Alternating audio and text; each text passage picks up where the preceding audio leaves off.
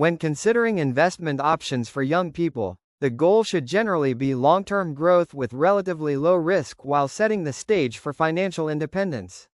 1. Index funds and ETFs, exchange-traded funds. Why? These are low-cost investment vehicles that track the performance of broad market indexes, such as the S&P 500. Why it's good for young investors. Low fees. Index funds generally have lower fees than actively managed funds. Diversification. With one investment, you get exposure to hundreds or thousands of companies, which reduces risk. Long-term growth. Historically, stock markets have grown over the long term, making them ideal for a young investor's horizon. 2. Robo-advisors. Why? Robo-advisors are automated platforms that create and manage an investment portfolio for you. Why it's good for young investors. Hands-off. Perfect for those who don't want to actively manage their investments.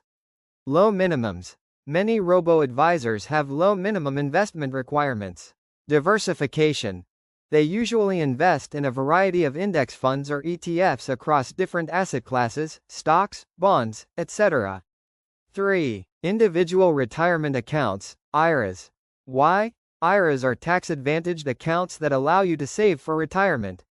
Why it's good for young investors. Tax benefits. Contributions may be tax-deductible, traditional IRA, or grow tax-free, Roth IRA. Long-term focus. If you're young, you have decades for your investments to grow and benefit from compounding interest. Flexibility. You can invest in stocks, bonds, and even real estate via IRAs.